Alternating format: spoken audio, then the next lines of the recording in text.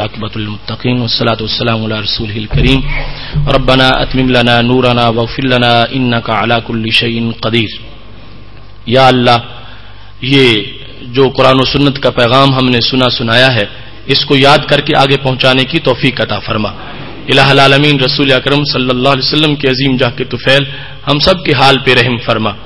یا اللہ، نبی اکرم صلی اللہ علیہ وسلم کے عظیم جاہ کے طفیل ہم سب کے لیے اپنی رحمتوں کے خصوصی دروازے کھول دے۔ یا اللہ، جو بیمار ہیں ان کو شفاء کاملہ عاجلہ عطا فرما، جو مقروض ہیں ان کو قرض سے نجات عطا فرما، جو بے اولاد ہیں ان کو نیک اولاد عطا فرما، جو اولاد نرینہ سے محروم ہیں ان کو اولاد نرینہ عطا فرما۔ یا اللہ، جو والدین اپنی بچیوں کے رشتوں کے سلسلہ میں پریشان ہیں ان کی خصوصی مدد فرما۔ یا اللہ، نبی اکرم صلی اللہ علیہ وسلم کے عظیم جاہ کے طفیل اس وقت جو لوگ آفت زدہ ہیں ان کو خصوصی فضل و کرم ان کے شامل حال فرما۔ جتنے لوگ زلزلہ میں شہید ہوئے ان کو فردوس بالا میں بلند مقام عطا فرما۔ یا اللہ، اس پروگرام کے انعقاد میں جتنے لوگوں نے تعاون کیا ان کے تعاون کو اپنے دربار میں قبول فرما۔ میرے مولا، یہ تیرے بندے اور تیرے محبوب علیہ السلام کی امت کی یہ خواتین جو فہم دین کے لیے انہوں نے قدم اٹھائے ہیں، کوشش کی ہے، یا اللہ اس کو اپنے دربار میں قبول فرما۔ الہ العالمین ہم سب کو اپنی زندگیاں قرآن و سنت کے سائے تلے بسر کرنے کی توفیق عطا فرما۔ وصلی اللہ تعالی علی حبیبہ خیر خلقہ سیدنا و مولانا محمد وآلہ واصحابہ اجمعین۔ آج کے پروگرام کے میزبان جناب محمد انور صاحب ہیں، لسانی مسجد پیپلز کالونی کے ساتھ ان کا تعلق ہے، اور انہوں نے یہ پروگرام اپنے والدین کے ایصال ثواب کے لیے منعقد کیا ہے۔ اللہ تعالیٰ ان کو جزا عطا فرمائے۔ تو اب جو موضوع کے مطابق سوال ہوں گے مختصر ان کا جواب دیتے ہیں، باقی چونکہ سارے موضوع آ رہے ہیں تو اس واسطے ان پر وقت اب موضوع کے لحاظ سے گفتگو ہوگی۔ دعا کے وقت امام صاحب کا یا رسول اللہ انظر حالنا کہنا اور مقتدی کا آمین کہنا یہ کیسا ہے؟ تو یہ ابھی جو حدیث بیان کی جامع ترمذی کی، اس میں دعا اللہ تعالیٰ سے مانگی جا رہی تھی اور درمیان میں توجہ تو بیکا، اس میں رسول اکرم صلی اللہ علیہ وسلم کا تذکرہ بھی آیا ہے اور خطاب کے سیغے سے آیا ہے، تو اس واسطے اس کو اللہ کی دعا میں بطور استغاثہ اس طرح پڑھنا جائز ہے اور اس میں قباحت نہیں ہے اس حدیث شریف کی روشنی میں۔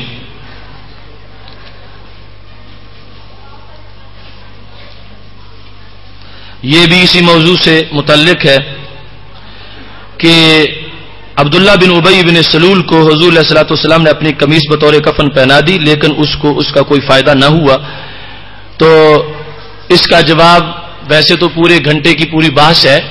رسول اکرم صلی اللہ علیہ وسلم نے اس لیے قمیص پہنائی تھی کہ تاکہ اس کا کوئی حق مجھ پر باقی نہ رہے کہ جس کا اس کو قیامت کے دن فائدہ ہو سکے، کیونکہ حضرت عباس رضی اللہ تعالی عنہ کو عبداللہ بن ابی بن سلول کی قمیص پوری آئی تھی جب وہ قیدی بن کے آئے تھے، تو یہ احسان تھا اس کا کہ اس نے نبی علیہ السلام کے چچا کو قمیص پہنائی ہے، تو رسول اکرم صلی اللہ علیہ وسلم نے اس کو فائدہ دینے کے لیے قمیص نہیں پہنائی بلکہ وہ احسان اتارنے کے لیے یہ مطلوب تھا کہ یہ پکا دشمن ہے اور قیامت کے دن یہ پھر کسی فائدے کے لیے التجا نہ کر سکے، اپنی قمیص کا بہانہ بنا کے دنیا میں اس کا جو بدلہ ہے وہ پورا کر دیا جائے، لہذا مقصود ہی اس کو فائدہ دینا نہیں تھا۔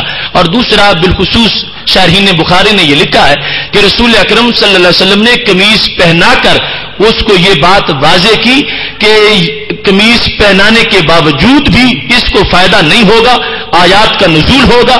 مطلب کیا تھا کہ اس نے ہمیشہ کوشش کی تھی اپنی منافقت کو چھپانے کے لیے، اگر نبی علیہ السلام آخری وقت یہ اس کے ساتھ سلوک نہ کرتے پھر بھی منافقت چھپی رہتی، آیات کا نزول نہ ہوتا، تو نبی علیہ السلام نے اس عمل سے آخری وقت اس کی منافقت کی حیثیت کو واضح کرنے کے لیے یہ کام کیا اور آیات کا نزول ہو گیا، اور جس نفاق کو اس نے پوری زندگی چھپانے کی کوشش کی تھی، حکمت عملی سے وہ نفاق آیت کی شکل میں واضح ہو کے سامنے آ گیا کہ اس نے اپنی زندگی نفاق کی شکل میں گزاری ہے، اور نفاق کی وجہ سے اس کو جو چیز بھی جب دل میں ایمان ہوگا تو پھر ان تبرکات کا فائدہ ہوگا، اگر ایمان نہیں ہے تو یہ ہمارا دعویٰ ہی نہیں کہ ان کو کوئی برکت کسی چیز کی فائدہ دے سکتی ہے۔ کافر و مشرک اور منافق کو اس کو خواہ حرم شریف کے اندر دفن کر دو اور خواہ جنت البقیع میں کسی کو یہاں سے اٹھا کے لے جا کے دفن کر دو، جس کا ایمان ہی صحیح نہیں ہوگا اس کو مدینہ کی تربت کا بھی کوئی فائدہ نہیں ہوگا اور مدینہ کی خاک کا بھی کوئی فائدہ نہیں ہوگا اور نبی علیہ السلام کے جبے کا بھی کوئی فائدہ نہیں ہوگا۔ یہ ہمارے مذہب کی حقیقت ہے کہ اصل میں ایمان ہوگا، ایمان کے بعد ان ایمانیات کا فائدہ ہوگا، ورنہ کسی طرح کا کوئی فائدہ میسر نہیں آئے گا۔ اب یہ لوگ جو اعتراض کرتے ہیں ان کو سوچنا چاہیے کہ نبی علیہ السلام کے جبہ کے مقابلہ میں کلمہ اسلام کی یقیناً حیثیت بڑی ہے۔ جب اس ابن سلول کو لا الہ الا اللہ محمد الرسول اللہ کا فائدہ نہیں ہوا تو جبے کے فائدے نہ ہونے پر یہ تنقید کیوں کی جا رہی ہے؟ یا تو پھر کلمہ اسلام کے فائدے کا بھی انکار کر دینا چاہیے۔ تو چونکہ اصل میں یہ معیار ہے ایمان ہوگا تبرک پر تو پھر تبرک کا فائدہ ہوگا، ورنہ برکت کا فائدہ کسی کو میسر نہیں آئے گا۔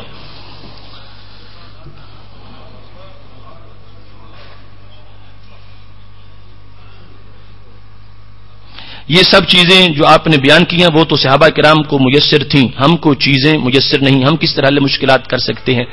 تو یہ میں نے آخر میں جو بیان کیا 7 کتابوں کے حوالہ سے کہ جس وقت حضرت عبداللہ بن عمر رضی اللہ تعالی عنہ کا پاؤں شل ہوا تو انہوں نے یا کہہ کے نبی علیہ السلام کو پکارا، تو یہ آج ہماری زبانوں پر بھی کوئی تالے نہیں ہے، ہم بھی پڑھ سکتے ہیں۔ یعنی اگرچہ ہمارے پاس وہ جبہ مبارک تو نہیں، نبی علیہ السلام کی چادر مبارک تو نہیں، لیکن عقیدہ تو وہ موجود ہے اور پھر زبانوں میں یہ یا کہہ کر ان کو پکارنے کی توفیق موجود ہے۔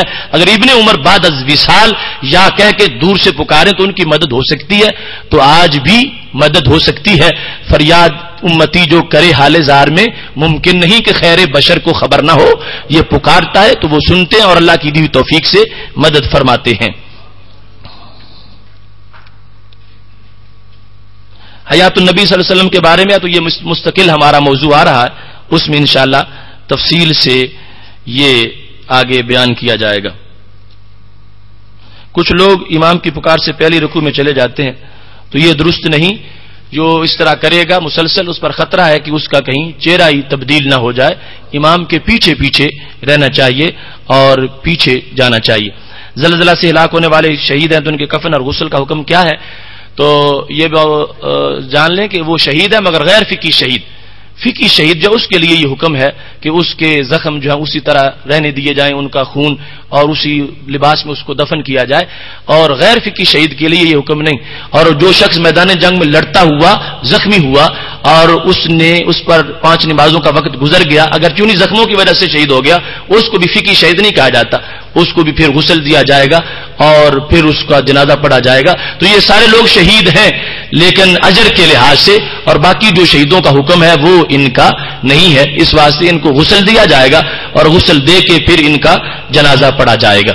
وآخر دعوانا ان الحمدللہ رب العالمین۔ لیکن امت کے لیے سنت نہیں ہے۔ سنت وہ ہے الطریقۃ المسلوکۃ فی الدین۔ یہ بنیادی طور پر فرق سمجھے، حدیث اور ہے اور سنت اور ہے۔ حدیث تو مرجو کو بھی کہتے ہیں، متروک کو بھی کہتے ہیں، منسوخ کو بھی کہتے ہیں، معمول کو بھی کہتے ہیں، لیکن سنت وہ ہے جو امت کو عمل کرنے کے لیے طریقہ رسول اکرم صلی اللہ علیہ وسلم نے عطا کیا، اور وہ میں نے ابھی حضرت برا بن عازب، حضرت عبداللہ بن مسعود، حضرت عبداللہ بن عمر رضی اللہ تعالی عنہما کی وساطت سے بیان کیا کہ وہ طریقہ یہ ہے کہ رسول اکرم صلی اللہ علیہ وسلم نے بالآخر جس پر امت کو چھوڑا ہے وہ رفع یدین کے بغیر نماز کا طریقہ ہے، اور اس پر تحاوی میں حضرت عبداللہ بن عمر رضی اللہ تعالی عنہ کا عمل، جو کبھی خود رفع یدین کی روایت کرنے والے تھے لیکن پھر انہوں نے ان کے شاگرد مجاہد ان سے بیان کرتے ہیں کہ میں نے ان کو رفع یدین کرتے نہیں دیکھا، تو یہ صحابی ایسے نہیں ہو سکتے کہ ان کے نزدیک سنت کچھ ہو اور عمل کچھ کریں، تو جب وہ خود رفع یدین نہیں کر رہے تو اس کا مطلب یہ بنا کہ رسول اکرم صلی اللہ علیہ وسلم سے ان کے نزدیک نسک ثابت ہو چکا تھا، اس واسطے صحابہ کرام علیہم رضوان بھی رفع یدین پھر نہیں کرتے تھے۔ نماز کے اندر حکم قدم ملانے کا ہے یا نہیں؟ تو قدم ملانے کا حکم نماز میں نہیں، درمیان میں فاصلہ ہونا چاہیے، ملے ہوئے ہوں گے تو پھر نماز کی ادائیگی میں قیام میں بندے کے لیے تکلیف ہوگی۔ بیوہ عورت اگر مالدار ہے تو اس کو زکوٰۃ دے سکتے ہیں، مالدار عورت بیوہ جو ہے اس کو زکوٰۃ نہیں دے سکتے، اگر وہ کل جس طرح شرعی نصاب بیان کیا تھا اس کے مطابق اگر وہ فقیر ہوگی تو پھر اس کو زکوٰۃ دے سکتے ہیں۔ بعض لوگ یہ دلیل دیتے ہیں کہ حضرت غوث پاک رفع یدین فرماتے تھے، اگر وہ منع ہے تو وہ کیوں فرماتے تھے؟ تو حضرت غوث پاک رضی اللہ تعالی عنہ سے سند کے ساتھ کوئی ایسی چیز ثابت نہیں کہ جس میں رفع یدین کرنے کا ذکر ان سے کیا گیا ہو. وہ منسوب کتابیں کہ ان میں سے بھی ایک، اور اس سے ہمارے لیے یہ دلیل پیش نہیں کی جا سکتی جبکہ اس پر کوئی سند اس کتاب کی موجود نہیں ہے. لیکن اگر حضرت امام غوث پاک رحمہ اللہ تعالی سے یہ چیز ثابت بھی ہو تو اس کو ہمارے مخالفین اپنی دلیل نہیں بنا سکتے، اس واسطے کہ ایک ہے رفع یدین مقلد کا اور ایک ہے غیر مقلد کا. تو حضرت امام اعظم ابو حنیفہ کی فقہ میں حیثیت اور حضرت غوث پاک رحمۃ اللہ علیہ کی جو تصوف میں حیثیت ہے، اس کے مطابق حضرت غوث پاک رحمۃ اللہ علیہ حنبلی مذہب پر تھے تو فقہ میں امام احمد بن حنبل کے مقلد تھے. اور یہ قانون ہے حدیث شریف میں اذا حکم الحاکم فاجتہد واصاب فلہ اجران، کہ مجتہد اگر اجتہاد میں صحیح فیصلہ کرے تو 2 نیکیاں ملتی ہیں، اور غلطی بھی ہو جائے تو 1 نیکی ملتی ہے. اور اس مجتہد کے مقلد کو بھی اگرچہ وہ عمل صحیح نہیں ہوگا پھر بھی نیکی مل جائے گی. تو حضرت غوث پاک جو ہے ان کا رفع یدین بحیثیت مقلد کے ہے، تو اس کے لحاظ سے کوئی اختلاف ہی نہیں ہے، کیونکہ جس طرح دیگر کئی فروعی مسائل میں اختلاف موجود ہے اور اس پر کوئی حق باطل مسلک کا مدار نہیں ہے، ایسے ہی یہ بھی صورتحال ہے. اور یہ لوگ نہ تو مقلد ہیں اور نہ ہی مجتہد ہیں، لہذا ان کا رفع یدین اس زمرے میں آ رہا ہے کہ جس کو شرعی طور پر غلطی قرار دیا جا سکتا ہے.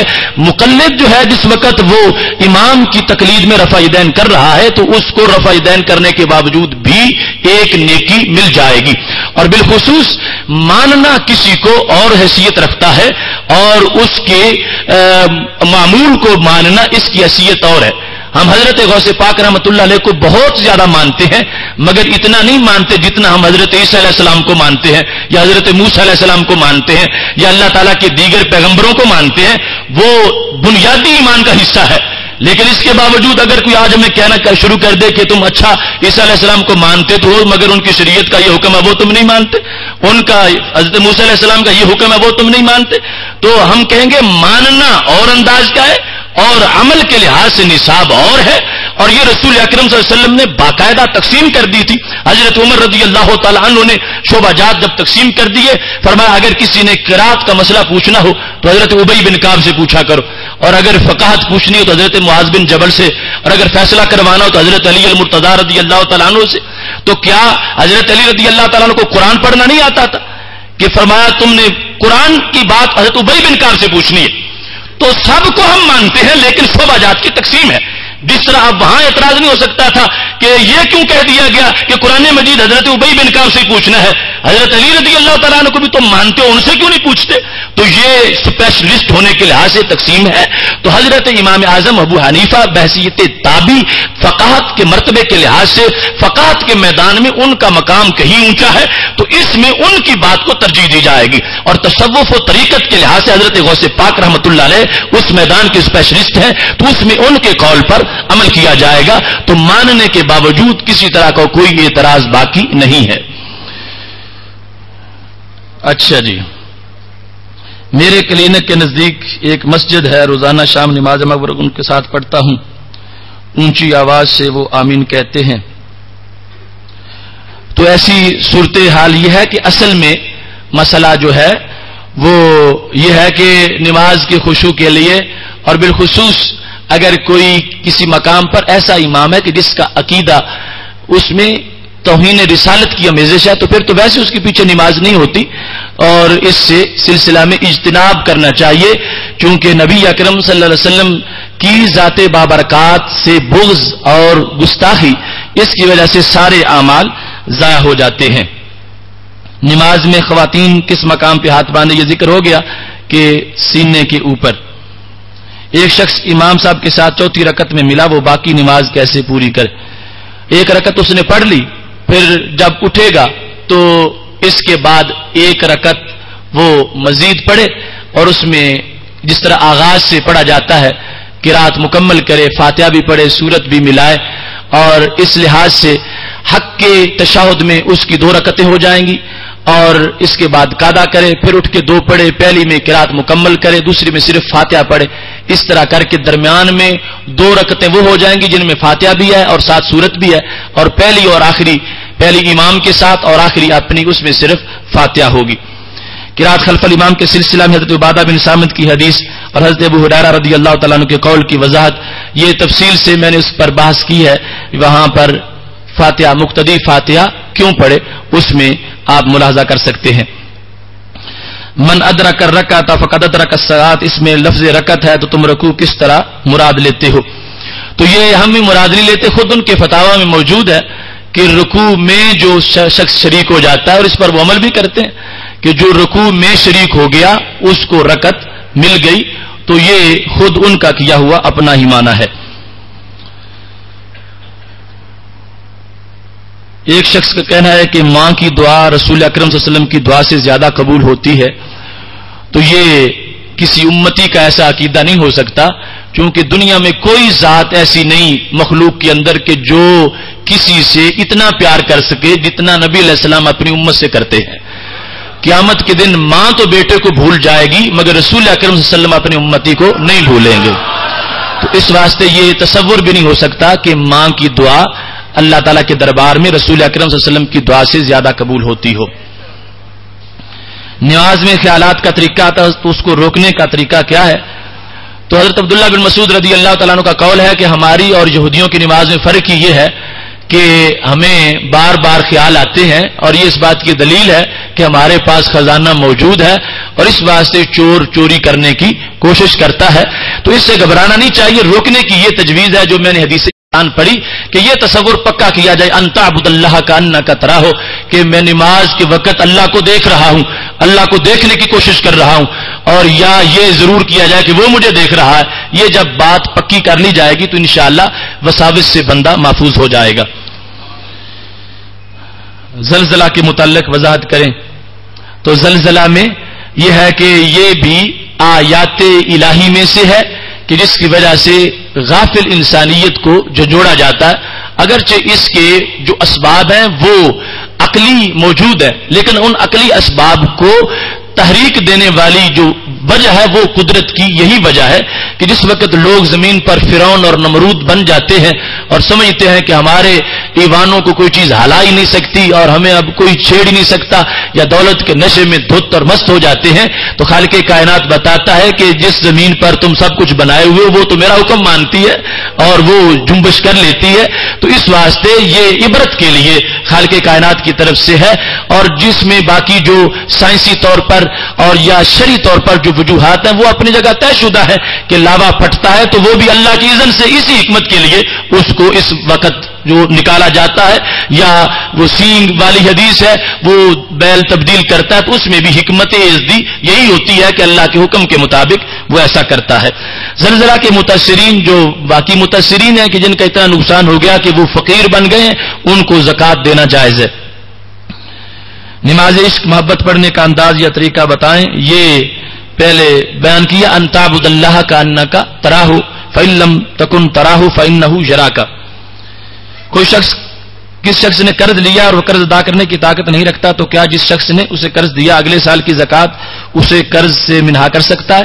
تو یہ کل بھی کسی نے پوچھا تھا، زکوٰۃ کے لیے بتایا تھا کل کہ نیت دیتے وقت ضروری ہے حقیقتاً یا حکماً، تو یہ قرض جب دیا گیا تھا تو اس وقت زکوٰۃ کی نیت نہیں تھی، تو اب اگر آپ چاہیں کہ ہم نیت کر دیں کہ وہ زکوٰۃ شمار ہو جائے تو ایسا نہیں ہو سکے گا، اس کو زکوٰۃ نہیں بنا سکتے۔ ایک آدمی کی عشاء کی نماز فرض رہ گئے ہیں، مسجد میں امام صاحب تراویح پڑھا رہے ہیں، کیا وہ آدمی نماز تراویح میں شامل ہو جائے اور 2 رکعت تراویح میں شامل ہونے سے کیا اس کی وہ فرض ادا ہو سکتے ہیں؟ ہرگز فرض یوں ادا نہیں ہو سکتے۔ ایسی صورتحال میں لازم ہے کہ پہلے فرض پڑھے جائیں، فرضوں کے بعد 2 سنتیں پڑھی جائیں، اور پھر جہاں پر امام صاحب تراویح میں پہنچ چکے ہیں شرکت کی جائے، اس کے بعد وتر سے پہلے جتنی تراویح رہ گئی ہیں وہ پڑھی جائیں اور پھر وتر ادا کیے جائیں۔ قضا نماز میں سورہ فاتحہ بما سورہ اخلاص اور مکمل تسبیح ضروری ہے۔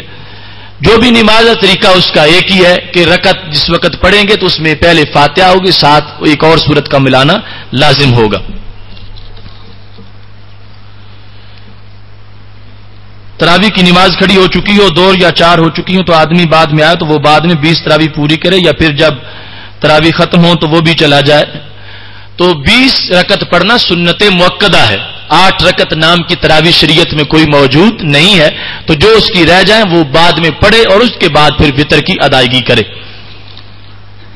قرات بالجہر یا قرات بالاخفاء کے بارے میں حدیث بیان کریں تو یہ جو تفصیل سے بیان ہوا کہ رسول اکرم صلی اللہ علیہ وسلم کا فرمان اذا قرأ فانصتوا، جب امام پڑھے تو مقتدی خاموش ہے.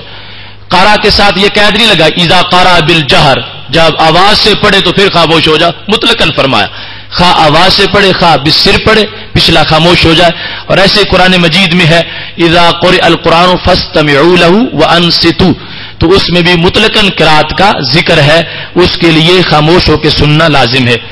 کیا نبی علیہ الصلوۃ والسلام غیب جانتے ہیں؟ تو اس سلسلہ میں ہماری 10 قسطیں مکمل ہو چکی ہیں. آپ کو رضا مجتبیٰ کیسٹ لائبریری سے یہ نور الایمان کیسٹ سے وہ قسطیں مل سکتی ہیں کہ اللہ تعالیٰ کی متعدد فرامین اور سینکڑوں احادیث اس بارے میں موجود ہے کہ اللہ تعالیٰ کی عطا سے رسول اکرم صلی اللہ علیہ وسلم غیب جانتے ہیں. نماز کے دوران موبائل کی گھنٹی بجے تو اس کو نماز کے اندر بند کرنا کیسا ہوگا؟ تو نماز کے اندر عمل کثیر جو ہے وہ ناجائز ہے. اگر محض اتنے عمل سے کہ جس طرح ایک مرتبہ خارج کی جاتی ہے وہ ہو سکتا ہے تو پھر مجبوراً ایسا کیا جا سکتا ہے، لیکن چونکہ تجربہ اور مشاہدہ کے لحاظ سے یہی ہے کہ اس سے زیادہ عمل کرنا پڑے گا اس کو بند کرنے کے لیے، تو احتیاط ہے پہلے ہی بند کر دیا جا، پھر نماز سے جب کوئی فارغ ہو تو پھر کر سکتا ہے. یا کوئی اگر آدمی فارغ بیٹھا ہوا تو اس کی جیب سے نکال کے وہ بند کرے. اگر نماز کے اندر وہ بند کرنا شروع ہوگا تو عمل کثیر کا خطرہ ہے جس کی وجہ سے اس کی نماز ضائع ہو جانے کا خطرہ ہے. نماز میں فرائض واجبات اور سنت یا مستحبات کیا ہیں؟ کیا قرآن مجید میں کسی واجب کا ذکر آیا ہے؟ تو یہ ساری چیزیں جو ہیں وہ ہیں کہ جن کو امت نے اس میدان میں مہارت حاصل کرنے کے بعد آگے معین کیا. پہلے تو چونکہ اتنا خشوع تھا خضوع تھا کہ جو کچھ صحابہ کرام علیہم رضوان نے سیکھا ہوا تھا کسی چیز کا انقطاع ہوتا ہی نہیں تھا، نہ کوئی فتوح آتا تھا. لیکن جوں آگے سلسلہ بڑھتا گیا تو پھر قرآن و سنت سے ہر ایک کی دلیل کے مطابق معین کیا گیا کہ یہ فرض ہے چونکہ اس کا حکم اس طرح کا ہے، یہ واجب ہے چونکہ اس کا حکم اس طرح کا ہے. تو یہ وہی تقسیم ہے جس طرح کے حدیث شریف میں کوئی تقسیم نہیں کہ کہا جائے کہ یہ حدیث مرفوع ہے، یہ مقطوع ہے، یہ موقوف ہے، یہ ضعیف ہے. ساری حدیث کی ایک ہی قسم ہے کہ یہ معتبر ہے اور قرآن مجید کے حکم کی طرح ہے. لیکن بعد میں جب ضرورت پڑتی رہی تو یہ ساری قسمیں بن گئیں. ایسے ہی فقہ کے ان مسائل کی بھی نام کے لحاظ سے حیثیت ہے اگرچہ حقیقت اس کی پہلے ہی موجود تھی. جلسہ استراحت کا حکم یہ پہلے بیان کر چکا ہوں کہ ناجائز ہے. انگلی اٹھانا قاعدہ کے اندر یہ مسنون ہے اگر اس کو مقام پر یعنی احتیاط کے ساتھ اٹھایا جائے اور غفلت نہ کی جائے، لا پر اٹھا کر اللہ پر اس کو رکھا جائے. کیا حضور نبی اکرم صلی اللہ علیہ وسلم نے زور مغرب اور عشاء کے نوافل ادا کیے تھے؟ یہ کتب ستہ میں موجود ہے کہ رسول اکرم صلی اللہ علیہ وسلم نے یہ نوافل ادا کیے تھے. حضرت فاطمہ الزہرا رضی اللہ تعالی عنہا کا نماز جنازہ کس نے پڑھایا؟ یہ طبقات ابن سعد یا سنن النبی و ایامہ میں صلی اللہ علیہ وسلم میں حضرت علی المرتضی رضی اللہ تعالیٰ عنہ کا ذکر موجود ہے کہ انہوں نے نماز جنازہ کی ادائیگی کی، امامت کروائی. امام کے پیچھے تراویح میں اگر مقتدی کا تشہد کا کچھ حصہ باقی رہ جائے تو کیا کرے؟ تشہد تو پڑھنا ہر حال میں لازم ہے، اشہد ان محمدًا عبدہ ورسولہ تک، اور اس کے بعد اور اتنا تو تیز سے تیز امام بھی ٹائم دیتا ہی ہوگا پچھلوں کو، اور اگر ایسا نہ ہو سکے تو پھر بھی سلام پھیرنے سے پہلے وہ مقتدی مکمل کر کے سلام پھیرے ورنہ نماز نہیں ہوگی. اور باقی درود شریف اور دعا میں اختصار بھی کیا جا سکتا ہے، لیکن امام کو سوچنا چاہیے کہ وہ اپنے مقتدیوں کے ساتھ ایسی زیادتی نہ کرے، ان کو ضرور ٹائم دے. عورت کا کھلے آسمان کے نیچے نماز پڑھنا جائز ہے، یعنی اپنے گھر میں سین میں پڑھنا چاہتی ہے تو جائز ہے، لیکن رسول اکرم صلی اللہ علیہ وسلم کا فرمان ہے کہ اگر سین میں پڑھے گی تو اس سے افضل یہ ہے کہ وہ کمرے میں پڑھے، اور کمرے سے افضل ہے کہ اگلے اندر پڑھے. جتنا بھی زیادہ اخفاء ہوگا اتنی زیادہ اس کو عظمت ملے گی. ننگے سر نماز پڑھنا کیسا ہے؟ یہ بھی عقل کے لحاظ سے اور نقل کے لحاظ سے کوئی مسئلہ بعید نہیں ہے. خشوع اور عاجزی کا جو تقاضا ہے، اور پھر بالخصوص رسول اکرم صلی اللہ علیہ وسلم نے الامائم تیجان العرب فرمایا ہے کہ امام عربوں کے تاج ہیں اور امت کی عزت ہے، تو اس واسطے ٹوپی کم از کم یا امامہ اوپر یہ ضرور ہونا چاہیے، ننگے سر نماز سے مکمل اجتناب کرنا چاہیے. اور جو لوگ یہ بہانہ بناتے ہیں کہ ہم عاجزی کے لیے کر رہے ہیں، تو یہ ان کا عمل ان کے عمل کے خلاف ہے، اس واسطے کہ جب وہ بازاروں میں گردش کر رہے ہوتے ہیں تو اس وقت 1% بھی عاجزی کا تصور نہیں ہوتا اور یہ ادا پھر بھی ساتھ موجود ہوتی ہے. بعض لوگ اپنے صرف بالوں کو سنوارے رکھنے کے لیے ایسی صورتحال اپنائے رکھتے ہیں، تو ایسی کوئی بھی صورتحال سامنے نہیں ہونی چاہیے. اللہ کے دربار کی عاجزی کا تقاضا یہ ہے کہ سر ڈھانپ کے نماز ادا کی جائے. نماز فرض کے بعد دعا مانگنا، کچھ لوگوں کا لکھا ہے کہ وہ نہیں مانگتے. ہم کسی کو پابند تو نہیں کر سکتے، شاید کسی کو اتنا ہی بھروسہ ہو کسی ایک دعا پر کہ مزید مانگنے کی وہ گنجائش اور حاجت ہی نہ سمجھتا ہو. بہرحال ہم تو بھوکے اور اللہ کے دربار کے منگتے لوگ ہیں، اور جتنی زیادہ مانگیں گے اس نے فرما رکھا ہے اذا سالک عبادی انی فانی قریب اجیب دعوت الداعی اذا دعان. فرمایا جب بھی دعا مانگو میں قبول کروں گا. تو بالخصوص نماز کی ادائیگی کے بعد بڑا مقبولیت کا وقت ہے، اور نبی اکرم صلی اللہ علیہ وسلم نے دعا کی قبولیت کے جو وقت بیان کیے ہیں ان میں پھر دوبارہ کل صلات کے لفظ بھی موجود ہیں.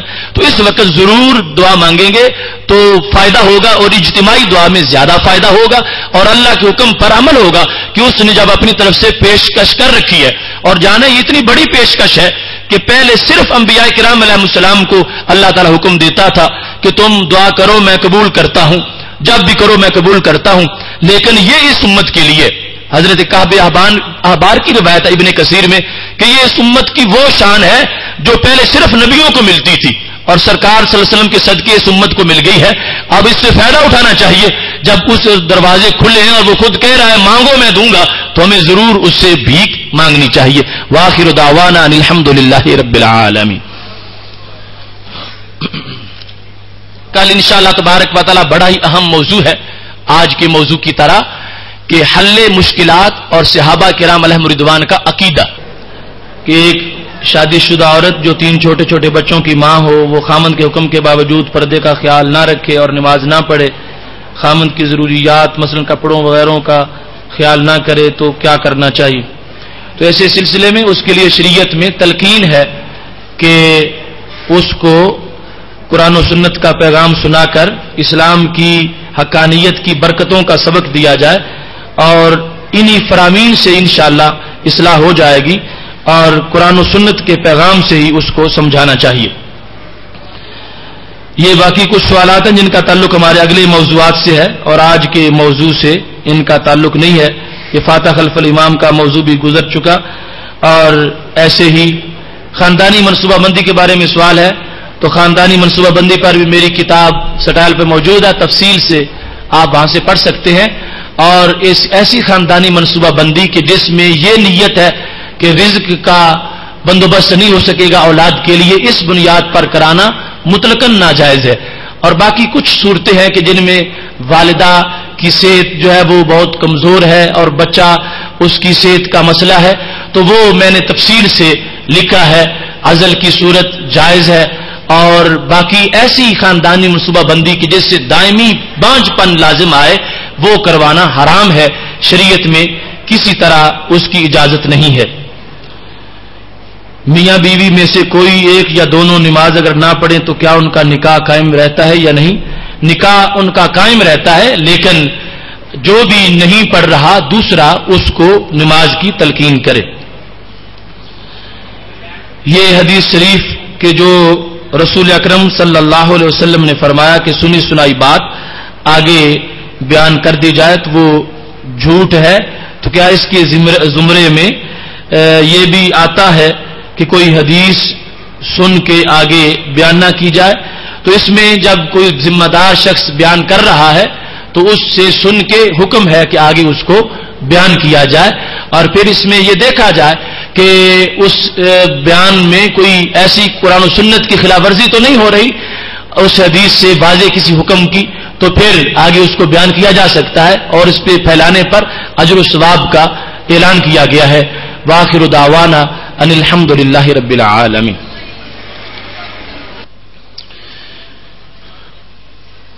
یہ سوالات کا سلسلہ ہے.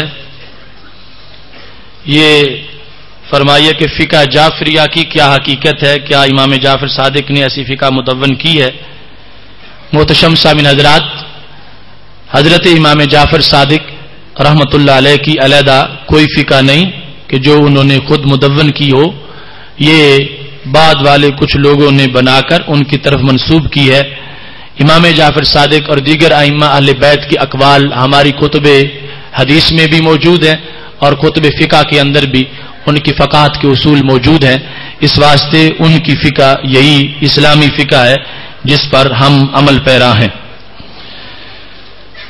بعض لوگ یہ کہتے ہیں کہ امام اعظم ابو حنیفہ کو جب کسی بات پر شک ہوتا تھا تو وہ اس کو کعبہ کی دیوار پر لکھ دیتے تھے، جو چیز ٹھیک ہوتی تھی وہ رہ جاتی تھی، باقی غائب ہو جاتی تھی۔ تو ایسا کوئی واقعہ نہیں ہے۔ یہ ضرور ہے کہ امام اعظم ابو حنیفہ رحمۃ اللہ علیہ جب کسی وقت الجھن میں آتے تھے تو اٹھ کے 2 نفل پڑھتے تھے تو وہ مسئلہ حل ہو جاتا تھا اور ذہن اس کے بارے میں کلیئر ہو جاتا تھا۔ پھر پوچھا گیا کہ امام اعظم تابعی ہیں؟ تو یہ ابھی میں نے بیان کیا، انہوں نے صحابہ کرام علیہم رضوان کے نام لیے کہ جن سے حضرت امام اعظم ابو حنیفہ رحمۃ اللہ علیہ کی ملاقات ثابت ہے۔ کہا جاتا ہے کہ امام ابو حنیفہ نے اپنی فقہ خود نہیں لکھی، ان کے شاگردوں نے لکھی ہے۔ یہ میں نے ابھی طریقہ کار بتایا کہ شاگردوں میں سے مختلف ڈیوٹیاں تھیں ان شاگردوں کی، تو جب مسئلے پر بحث مکمل ہو جاتی تھی تو امام ابو یوسف رحمۃ اللہ علیہ کو امام صاحب لکھواتے تھے۔ تو آپ کا لکھوانا یہ وہی لکھنے کے مترادف ہے، صرف ڈیوٹی جو ہے وہ امام ابو یوسف رحمۃ اللہ علیہ کی تھی کہ جو فقہ کو مدون کر رہے تھے، مرتب کر رہے تھے اور لکھ رہے تھے۔ فاسألوا اہل الذکر ان کنتم لا تعلمون۔ بعض لوگ کہتے ہیں کہ امام اعظم ابو حنیفہ یا امام شافعی کی ہمیں کیا ضرورت ہے، ہمارے لیے صرف قرآن کافی ہے یا سنت کافی ہے۔ تو محتشم سامعین حضرات، یہ ہمارا مستقل موضوع ہے اور بالخصوص اس میں جمعہ کے مختلف خطبات اس بارے میں موجود ہیں، ائمہ اربعہ اور تقلید اور فقہ حنفی کی حیثیت اور قرآن و سنت اور فقہ کا مقام۔ تو رسول اکرم صلی اللہ علیہ وسلم نے جب حضرت معاذ بن جبل رضی اللہ تعالیٰ عنہ کو یمن بھیجا تھا تو جامع ترمذی میں یہ حدیث موجود ہے کہ نبی اکرم صلی اللہ علیہ وآلہ وسلم نے ان سے پوچھا تھا کہ تم فیصلے کس طرح کرو گے؟ تو حضرت معاذ بن جبل رضی اللہ تعالیٰ عنہ نے کہا تھا اقضی بکتاب اللہ، اللہ کے قرآن سے فیصلے کروں گا۔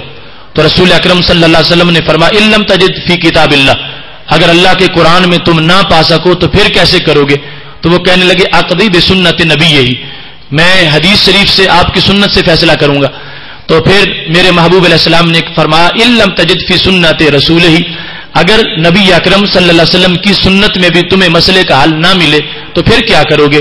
تو حضرت معاذ بن جبل کہنے لگے اجتہد برأیی، میں اپنی رائے سے اجتہاد کروں گا اور مسئلے کا حل بتاؤں گا۔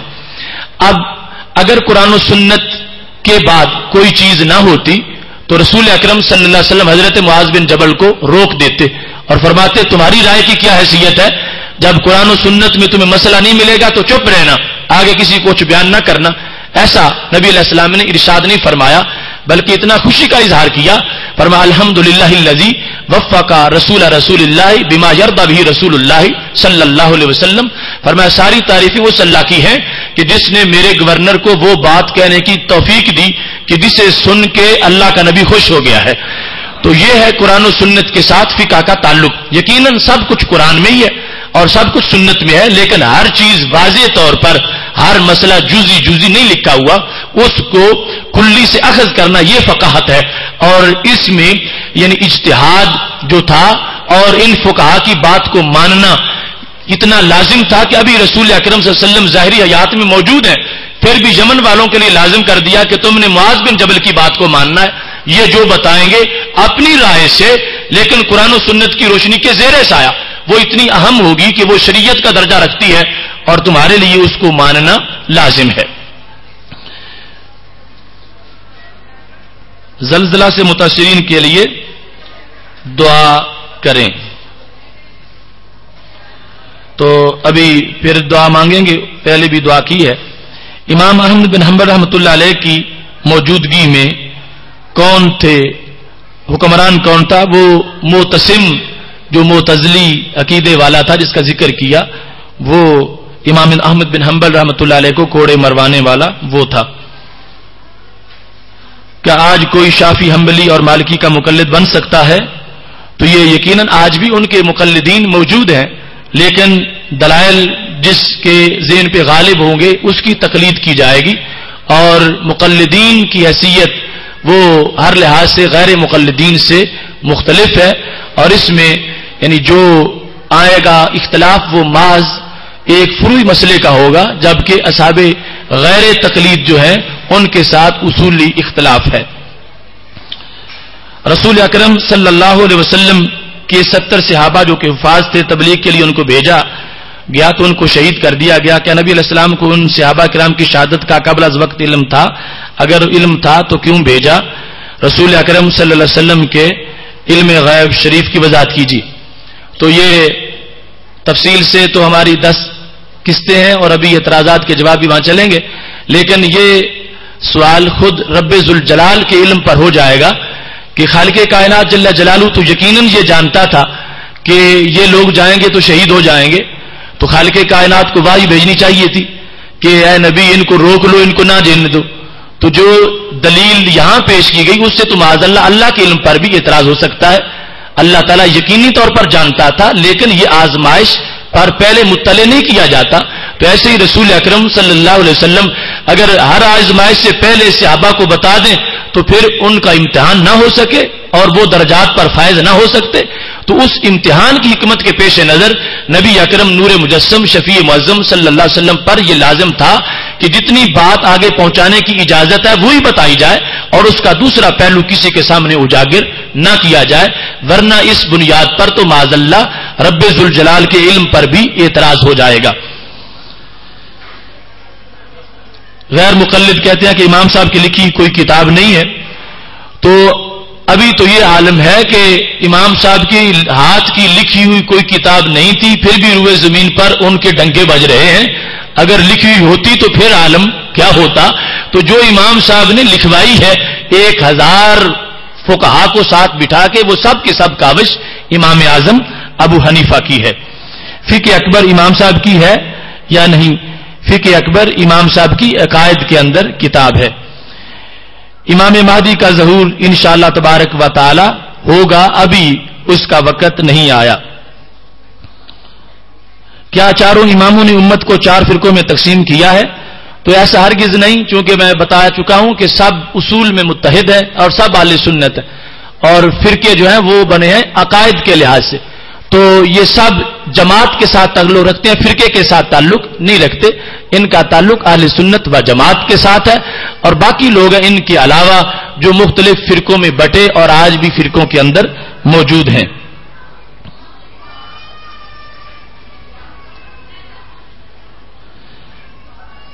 میں نے بعض لوگوں سے سنا کہ جب انسان فوت ہو جاتا ہے تو اس کی ہاتھ کی لکیریں مٹ جاتی ہیں، تو یہ ایسی کوئی بات نہیں، اس کا تعلق شریعت میں کسی ایسی نص کے اندر یا حدیث کے اندر موجود نہیں ہے۔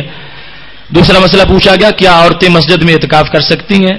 تو شرعی طور پر عورتوں کے لیے مسجد میں اعتکاف کرنا جائز نہیں ہے۔ نبی اکرم نور مجسم شفیع معظم صلی اللہ علیہ وسلم نے خود ازواج مطہرات کے خیمے بھی وہاں سے اکھڑوا دیے تھے، اور جمع اللباب بین سنت والکتاب کے اندر اس بات کو، اسی حدیث کو بنیاد بنا کر محدثین نے یہ لکھا ہے کہ عورت کے لیے اعتکاف کی جگہ مسجد بیت ہے، یعنی گھر کے اندر جو نماز کی جگہ ہے وہ عورت کے لیے اعتکاف کی جگہ ہے، وہ گھر میں اعتکاف کر سکتی ہے، مسجد میں اعتکاف جا کے نہیں کر سکتی۔ قیامت کی نشانیاں جو پوری ہو گئی ہیں وہ کون کون سی ہیں اور جو رہتی ہیں؟ یہ بھی ایک مستقل مضمون ہے۔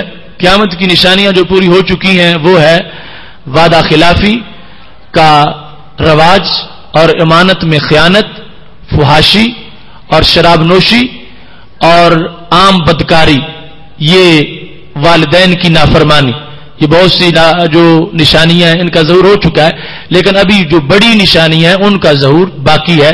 اس واسطے اللہ کے فضل سے ابھی قریب قیامت کے آنے کا انشاءاللہ کوئی اندیشہ نہیں، ہم اس بارے میں جانتے نہیں، اللہ کے فضل سے انشاءاللہ خالق کائنات جل جلالہ ابھی اس دنیا کو کافی دیر تک آباد رکھے گا، باقی علم خالق کائنات کی ذات کے پاس ہے۔ کیا جیب میں تصویر ہو تو نماز ہو سکتی ہے؟ تصویر کپڑوں کے اوپر نہ لگی ہو، جیب میں بند ہو تو اس کی وجہ سے نماز میں کراہت نہیں۔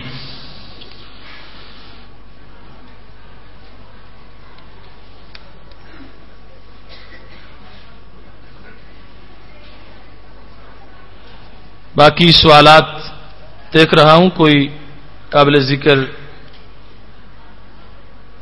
نعرہ تکبیر، نعرہ رسالت، حضرت مصطفیٰ، تو علامہ پروفیسر ڈاکٹر محمد اشرف آصف جلالی، آستانہ عالیہ بکھی شریف، آستانہ عالیہ بکھی شریف۔ تو یہ سوال ہے کہ کیا نبی اکرم صلی اللہ علیہ وسلم امی تھے؟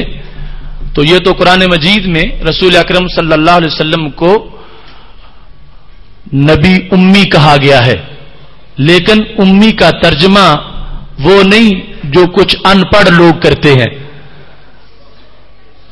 ان پڑھ لوگ امی کا ترجمہ نبی علیہ السلام کے بارے میں جو بولا گیا وہ ان پڑھ کرتے ہیں۔ تو ہمارے محبوب علیہ السلام ان پڑھ نہیں تھے۔ ان پڑھ کا مطلب یہ ہے کہ جس نے کسی سے پڑھا بھی نہ ہو اور آتا بھی کچھ نہ ہو۔ تو امی کا مطلب ہے بے پڑھا، کہ کسی بندے سے پڑھا کچھ نہیں لیکن آتا سب کچھ ہے۔ تو یہ رسول اکرم صلی اللہ علیہ وسلم کے امی ہونے کا مطلب ہے، اور ہماری پوری تقریر اس بارے میں، یہ شیروانی صاحب کے پاس وہ کیسٹ ہے، نبی علیہ الصلوۃ والسلام کے امی ہونے کا مطلب۔ جامعہ جلالیہ لاہور میں کیا لڑکیوں کی تعلیم کا سلسلہ ہے؟ تو فی الحال صرف بچوں کی تعلیم اور بالخصوص درس نظامی کے کورسز جو ہیں وہ بچوں کے لیے جاری ہیں۔ کیا ہاتھ چومنا جائز ہے؟ تو شریعت مطہرہ میں بزرگوں کے ہاتھ چومنا جائز ہے، لیکن مجھ جیسے گناہگار کے نہیں چومنے چاہیے۔ رگ سے بھی نزدیک اللہ ہے تو ڈائریکٹ اللہ تعالیٰ سے ملنا چاہیے، پھر ولی کی ضرورت کیا ہے؟ تو یہ تقریباً تقریر میں اس کا جواب آ گیا کہ رب ذوالجلال شاہ رگ سے بھی قریب ہے، لیکن اس قربت کا احساس اللہ کے ولی کی وجہ سے پیدا ہوتا ہے۔ ویسے جس کی شاہ رگ کے قریب اللہ ہو وہ نماز کے وقت پھر سو کیسے سکتا ہے اور وہ جھوٹ کیسے بول سکتا ہے؟ شاہ رگ کے قریب اللہ تو کافر کے بھی ہے، لیکن وہ پھر بھی کافر ہے۔ تو مطلب کیا ہے؟ اللہ نے تو قرب بخشا، وہ تو اپنے وجود کے لحاظ سے قریب ہے، لیکن اس بندے کو ابھی احساس بیدار نہیں ہو رہا کہ میں اللہ کے قرب میں واقع ہوں۔ تو یہ احساس جو بیدار ہوتا ہے تو اللہ والوں کی وجہ سے ہوتا ہے۔ تو اس واسطے خالق کائنات جل جلالہ نے خود بندوں کو اس طرف متوجہ کیا کہ جو خود کامل بن گئے ہیں ان کو دیکھنے سے ہی تمہیں کامل بننے کا طریقہ آ جائے گا۔ تو سورہ فاتحہ میں جس وقت بندہ دعا مانگتا ہے اہدنا الصراط المستقیم، تو آگے صراط مستقیم میں مانگا کیا؟ صراط الذین انعمت علیہم، کہ اے اللہ راستہ انعام یافتہ لوگوں کا۔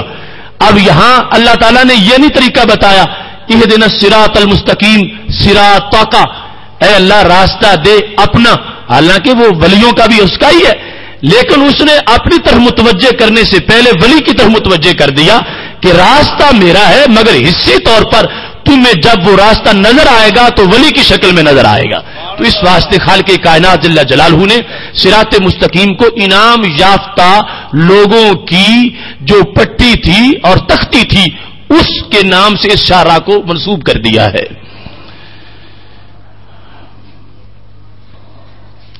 آپ نے کہا کہ صراط مستقیم، صراط رسول کو صراط مستقیم کی طرف بھی منسوب کیا گیا، حالانکہ صراط مستقیم میں گمراہی ممکن نہیں ہے، جبکہ ہم نے پڑھا ہے کہ وہ صراط مستقیم کے اندر پہنچنے میں مختلف مراحل ہیں، اور یہ بڑی طویل بحث ہے۔ ایک ہے اراۃ الطریق اور ایک ہے اشار الی المطلوب، ایک ہے راستہ دکھانا اور ایک ہے منزل تک پہنچانا، اور دونوں کے لیے ہی صراط مستقیم کا لفظ، صراط کا لفظ بولا جاتا ہے، یعنی ہدایت کا، ہدایت دینے کا۔ آگے جو پوری طرح صراط مستقیم تک پہنچ گیا اور آگے دائیں بائیں کی وادیوں کی طرف متوجہ نہ ہوا تو وہ منزل تک پہنچ جائے گا، لیکن ہو سکتا ہے کوئی صراط مستقیم پر پہنچ کے بھی، جس طرح کی حدیث شریف سے مثال بیان کی، پھر دائیں بائیں دیکھنے لگ گیا تو وہ صراط مستقیم پر ہونے کے بعد بھی گمراہ ہو سکتا ہے۔ تو اس واسطے یہ جو رکے میں لکھا گیا کہ صراط مستقیم میں گمراہی ممکن ہی نہیں، یہ بات درست نہیں ہے۔ صراط مستقیم پر جا کر بھی بندہ گمراہ ہو سکتا ہے، کیونکہ رسول اکرم صلی اللہ علیہ وسلم کا فرمان ہے کہ انسان نیکی کرتے کرتے جنت کے اتنا قریب ہو جاتا ہے کہ صرف ایک برشت کا فرق رہ جاتا ہے۔ اب ایک برشت کے بعد اس نے جنت میں جانا ہوتا ہے، وہاں سے اس کا دل پلٹتا ہے تو جہنم میں جا گرتا۔ تو یہ کتنی صراط مستقیم پر تھا۔ ہاں، یہ مطلب ہے کہ جس کو اللہ کی دربار کی طرف پوری رسائی حاصل ہو گئی، اب وہ آگے پیچھے نہیں جائے گا، وہ اب طے شدہ اس کی رجسٹرڈ ہدایت ہو جائے گی اور وہ پھر گمراہ نہیں ہوگا۔ اکثر صوفیاء کی کتب میں ہے کہ رسول اللہ صلی اللہ علیہ وسلم کے بغیر ہی ہمارا تعلق ڈائریکٹ اللہ کی بارگاہ میں ہے، یہ ہماری رسائی بارگاہ ازدی میں ہوئی ہے۔ اب اس میں صوفیاء کرام جو ہیں ان کا بیان توحید، اس میں سر فہرست یہ بات ہے کہ رسول اکرم نور مجسم شفیع معظم صلی اللہ علیہ وسلم کے دربار سے وابستگی کے بعد ان کو مرتبہ ولایت ملتا ہے اور وہ ولی قرار پاتے ہیں، اور یہ اختصار ہے بعض کتب میں جو وہ بیان کرتے ہیں اللہ کے دربار کی طرف پہنچنے کا معاملہ جہاں درمیان میں بارگاہ رسالت کا ذکر نہیں ہے، تو اس کا یہ مطلب نہیں کہ نفس الامر میں اور حقیقت میں بھی نہیں، لیکن جملے کے اختصار کی وجہ سے اس کا ذکر نہیں آیا۔ جس طرح تم دیکھتے ہو کہ کتنی احادیث میں ہے من قال لا الہ الا اللہ داخل الجنہ، کہ جس بندے نے کلمہ اسلام پڑھ لیا کیا لا الہ الا اللہ وہ جنتی ہے، حالانکہ جب تک محمد الرسول اللہ نہیں پڑھے گا کروڑ بار بھی لا الہ الا اللہ پڑھتا رہے جنتی نہیں بنے گا۔ تو مطلب کیا ہے کہ اختصار کے ساتھ لا الہ الا اللہ محمد الرسول اللہ کو اختصار کے ساتھ بیان کر دیا، مطلب دونوں ہیں کہ اللہ کی توحید بھی مانے، نبی علیہ السلام کی رسالت بھی مانے تو پھر جنت میں چلا جائے گا، لیکن لکھا کیا گیا ہے صرف ایک حصہ، جس طرح پورے بسم اللہ الرحمن الرحیم کو بسم اللہ لکھ دیا جاتا ہے، ایسے لا الہ الا اللہ کو لا الہ الا اللہ محمد الرسول اللہ کو صرف لا الہ الا اللہ سے تعبیر کر دیا گیا۔ اب یہاں سے کوئی نتیجہ نکال لے کہ دربار رسالت کی تو ضرورت ہی کوئی نہیں، صرف لا الہ الا اللہ کافی ہے، تو جیسے وہ نتیجہ غلط ہے ایسے ہی یہ نتیجہ اخذ کرنا کسی ولی کی عبارت سے کہ جہاں پر مقام رسالت کا درمیان میں ذکر نہ ہو کہ مقام رسالت کے واسطے کی ضرورت نہیں، یہ وہ غلط فہمی ہے جو واضح کرنا اور اس کو دور کرنا ضروری ہے اس کلمے کی بنیاد پر کہ جس طرح لا الہ الا اللہ والی حدیث میں اگرچہ محمد الرسول اللہ اس مقام پر نہیں لکھا ہوا لیکن مراد پھر بھی ہے، ایسے ہی اگر ولی کی کسی کتاب کے اندر کوئی ایسا جملہ ہو تو مقام رسالت کا واسطہ اگر درمیان میں نہیں لکھا ہوا تو پھر بھی ہر حال میں ان کی مراد اس واسطے کی ضرور ہے، اور اس کی وساطت کے بغیر اس واسطے کے بغیر کبھی بھی اللہ کے دربار کی رسائی حاصل نہیں ہو سکتی۔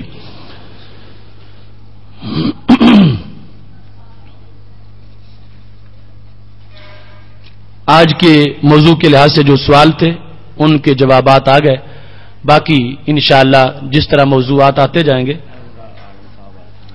اچھا، یہ ہے کہ جماعت فرائض کے بعد اکثر دوست احباب امام صاحب سے مصافحہ کرتے ہیں یا آپس میں مصافحہ کرتے ہیں، اس کی کوئی دلیل؟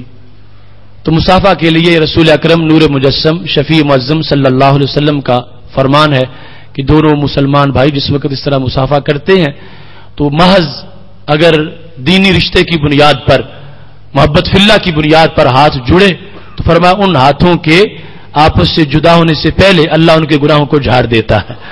تو اس واسطے یہ حوالہ ہی کافی ہے، امام کے ساتھ ملیں یا آپس میں مصافحہ کریں، وہ برکت ہی برکت ہے جس کی وجہ سے مصافحہ والی عظمت صاحب کو میسر ہوتی رہے گی۔ وآخر دعوانا ان الحمدللہ رب العالمین۔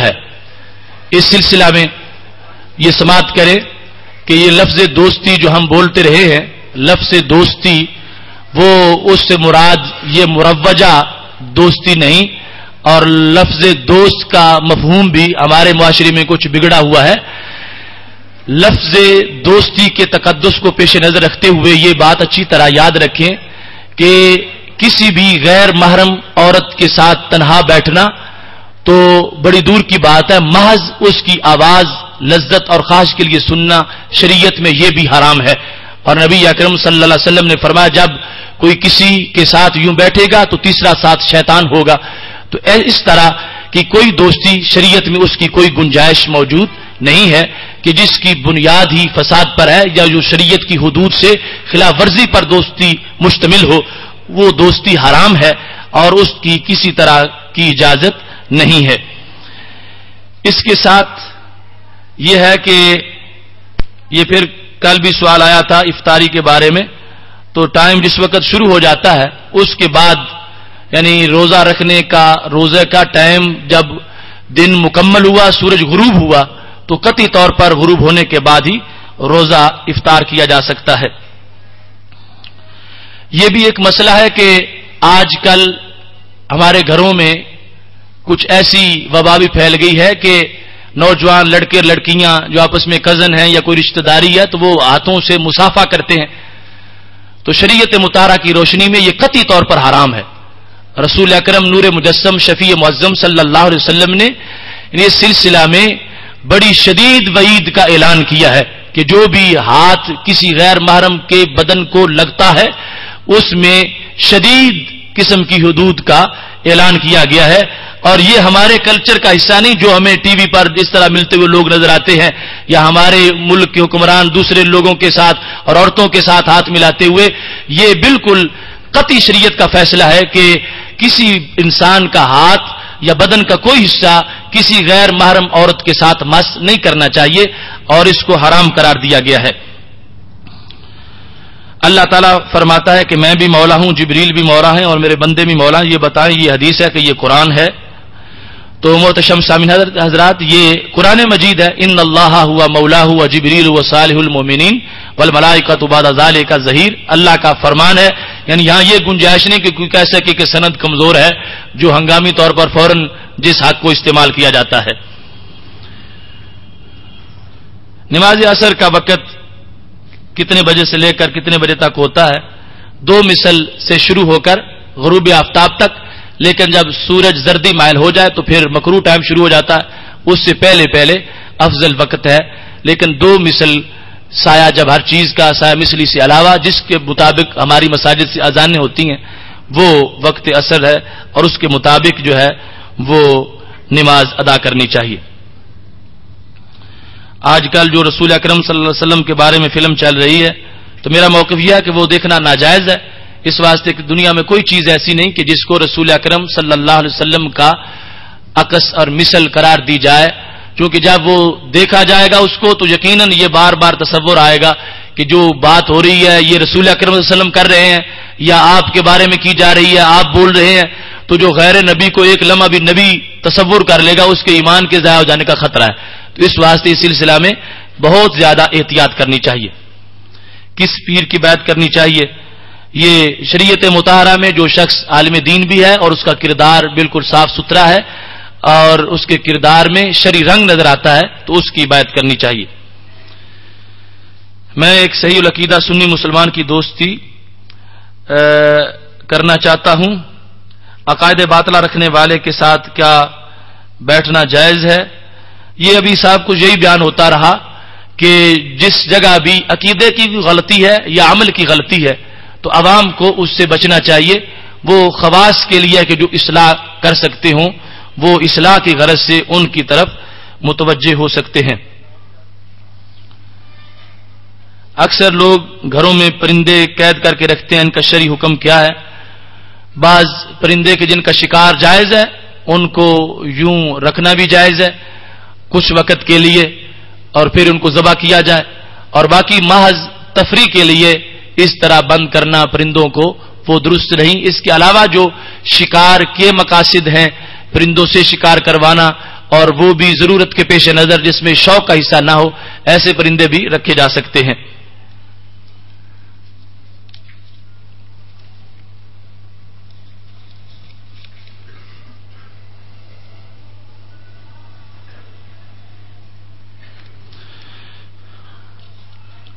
آپ نے فرمایا کہ داتا صاحب سے دوستی کا کیا فائدہ ہوگا، دوسری طرف آپ نے فرمایا کہ لفظ داتا قرآن و حدیث سے ثابت نہیں، تو یہ کیا ماجرا ہے؟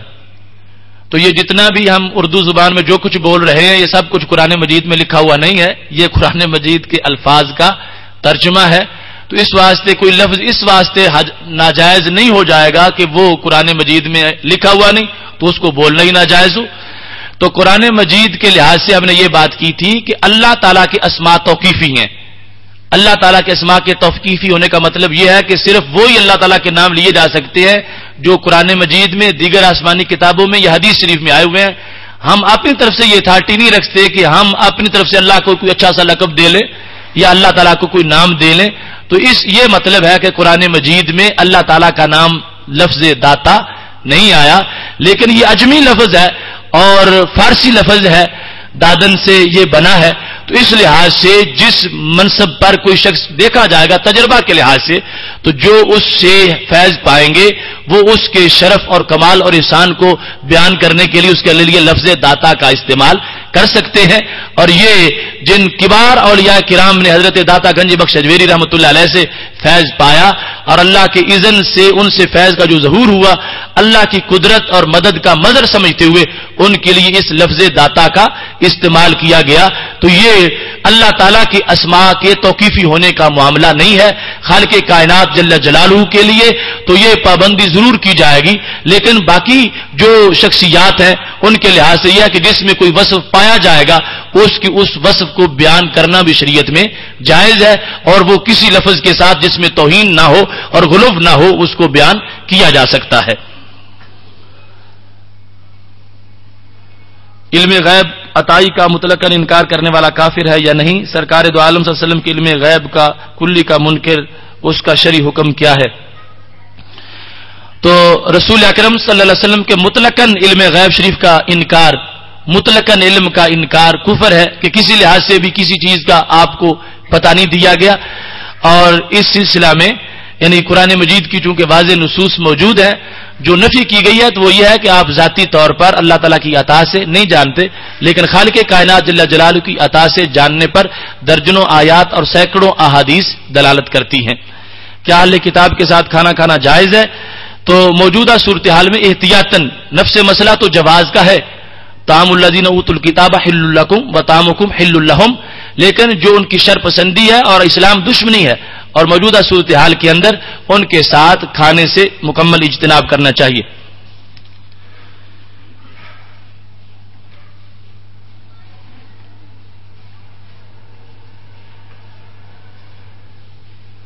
یہ جو آج کل دوستی کی تعریف کی جاتی ہے اور لڑکے اور لڑکی کی دوستی کا رواج اور پیار محبت کا سلسلہ ہے، کیا یہ جائز ہے؟ اس کا بھی پہلے جواب دے دیا.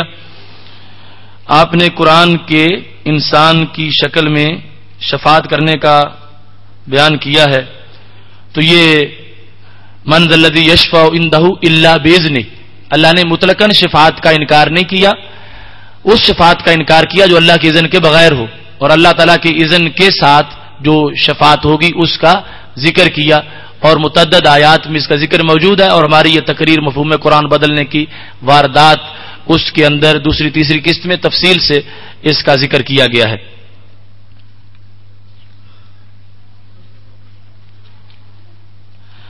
کسی بھی بد عقیدہ کے پیچھے نماز پڑھنا جائز نہیں. یہ جو جماعت ہے امام ضامن بنتا ہے مقتدی کا، تو جب عقیدہ ہی خراب ہوگا تو نماز اس کے پیچھے صحیح نہیں ہوگی.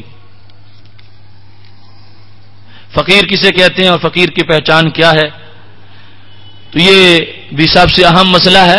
یعنی ایک تو جو حدیث ابھی بیان ہوئی آخر میں لفظ فقیر والی، اس سے مراد ویسے جو نادار انسان ہے جس کو کسی نے کھلایا وہ بھی مراد ہے، اور وہ فقر جو ایک تصوف کا حصہ ہے تو اس کے لحاظ سے علامت وہی ہے جو پچھلے درس میں بیان ہوئی، اذارو ذکر اللہ، کہ جب ان کو دیکھا جائے تو خدا یاد آ جائے، اتنا جلال اور جمال ان کے چہرے پر موجود ہو تو پھر ان کو اللہ کا ولی سمجھنا چاہیے.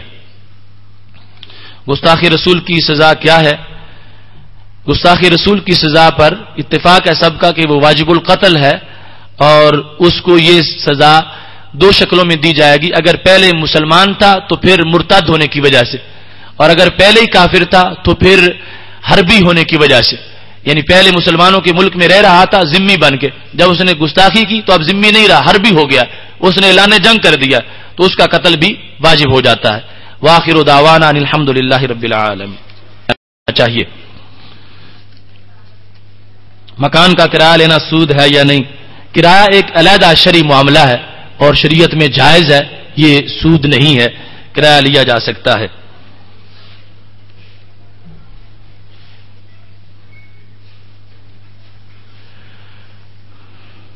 اس کے علاوہ یعنی یہ بھی ہو سکتا ہے کہ ایک شخص کوئی کرایہ پر مکان لیتا ہے تو پہلے ہی کرایہ سارے کا سارا ادا کر دے اور پھر وہ ہر مہینے اس کا کرایہ شمار ہوتا رہے. تو ایسا بھی ہو سکتا ہے یعنی ₹1,00,000 اس نے پہلے ہی دے دیا اور پھر ماہانہ وہ کرایہ ادا نہیں کرتا, اسی میں سے کاٹا جاتا ہے جو اس نے پہلے ادائیگی کر دی ہے. تو یہ صورتحال بھی جائز ہے. یہ کوئی کہتا ہے کہ 15 رمضان کو چیخیں آئیں گی آسمان سے اور اس طرح کا معاملہ ہوگا, تو یہ محض خدشات اور اوہام ہیں. انشاءاللہ کچھ بھی نہیں ہوگا, اللہ تعالیٰ کے فضل سے سب محفوظ رہیں گے.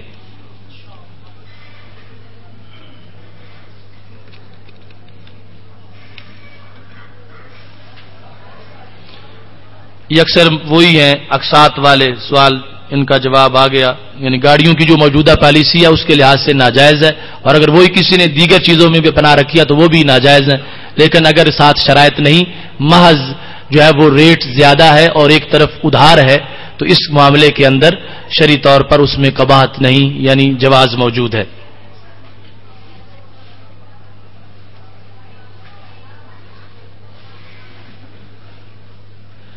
اگر کوئی شخص کسی دوسری کو اس کے اصل نام کی بجائے کوئی اور نام لے کر پکارے تو یہ کیا صورتحال ہے؟ مثلا بندر کہہ کر پکارے, تو یہ پہلے زبان کے آداب کے اندر یہ بات گزر چکی ہے جس میں ولا تنابزوا بالالقاب اللہ کا حکم بیان کیا تھا کہ برے القاب سے نام بدل کے کسی کو بلانا یہ شرعی طور پر ناجائز ہے. اور شریعت مطہرہ میں نبی علیہ الصلوۃ والسلام کا یہ فرمان ہے کہ جس کو اپنا جو نام اچھا لگتا ہے وہ نام لے کے اس کو پکارا کرو. اسلامی بینکنگ جائز ہے یا ناجائز ہے؟ تو ہر وہ بینکنگ جس کا نام اسلامی رکھا ہوا انہوں نے, اور وہ صورتحال یہ ہے کہ جس میں فکسڈ منافع ہے یا منافع یا کبھی نقصان نہیں ہوتا, وہ سب ناجائز ہیں. نفع نقصان کی شراکت تب جائز ہے کہ جب حقیقت میں نفع کے اندر بھی اشتراک ہو اور نقصان کے اندر بھی اشتراک ہو. اس کے علاوہ جو صورتیں ہیں وہ ناجائز ہیں.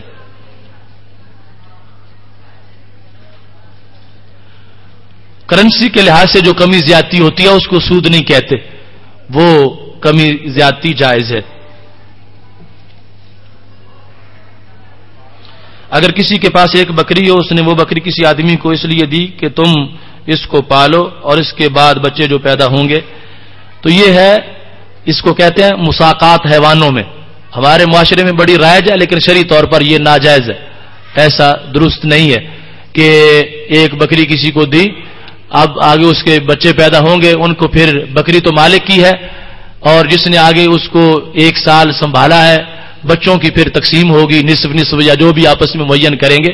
تو شرعی طور پر یہ جائز نہیں ہے, چونکہ ہو سکتا ہے کہ اس میں غبن فاحش ہے کہ وہ اس کو سنبھالتا رہے, بچے پیدا ہی نہ ہوں یا پیدا ہو جائیں تو مر جائیں تو اس کی ساری محنت ضائع چلی جائے.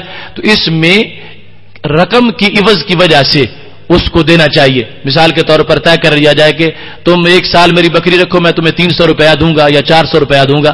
اس لحاظ سے کاروبار ہونا چاہیے. دوسرا معاملہ جو ہے شرعی طور پر ناجائز ہے. ایک شخص نے دوسرے شخص کو 50,000 روپیہ دیا, پہلا شخص محنت کرے گا, اس میں کچھ حصہ دوسرے شخص کو دیتا ہے جس نے روپیہ دیا, تو کیا یہ جائز ہے؟ تو اس بنیاد پر مضاربت جو ہے وہ جائز ہے اور آگے حصہ جو ہے وہ نفع نقصان کے لحاظ سے تقسیم کیا جا سکتا ہے. یہ ایک شخص نے دعا کے لیے کہا ہے, اللہ تبارک و تعالی ان کو شفا کاملہ عاجلہ عطا فرمائے.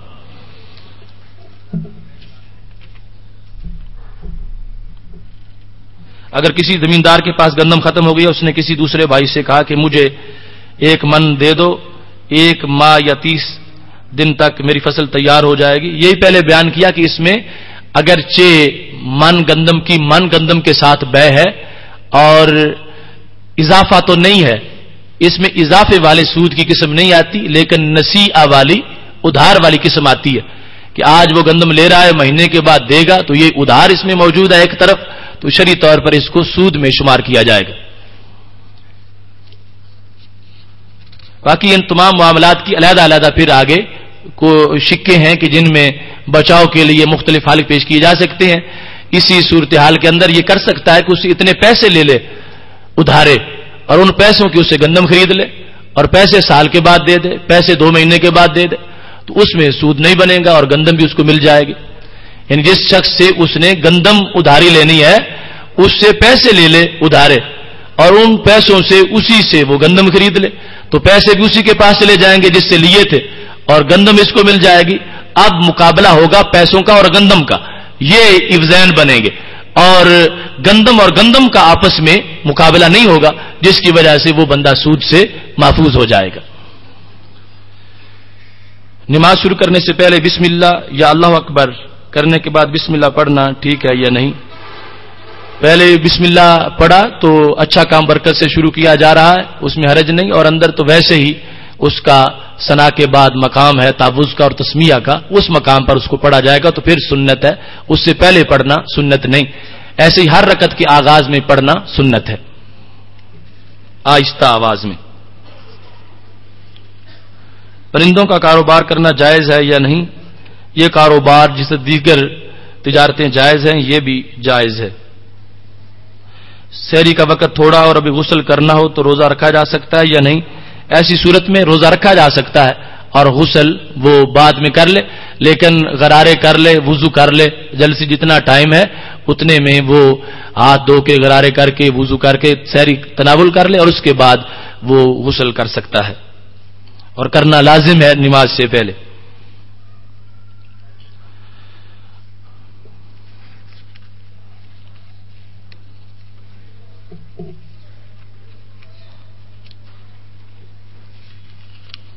تو یہ اہم سوالات تھے آج کے. ایسے ہی یہ کپڑا زیادہ ریٹ پر ادھار بیچنا، موبائل سیٹ کو جنس کے ساتھ بیچنا، یہ بیان کر چکے ہیں کہ موبائل سیٹ وغیرہ جو ہے یہ نہ تو ہے موزونی، نہ مکیلی، نہ مزروعی کہ گز سے یا کیل سے وزن سے اس کو بیچا جاتا ہو، یہ شمار ہوتا ہے اکثر قیمی چیزوں کے اندر. جس طرح کہ ایک بکری کی بے 2 بکریوں کے جائز ہے، ایسے ہی ایک گائے کی 2 گائے کے ساتھ بے جائز ہے، ایسے ہی ایک موبائل سیٹ کی 2 موبائل سیٹ کے ساتھ بے کرنا جائز ہے.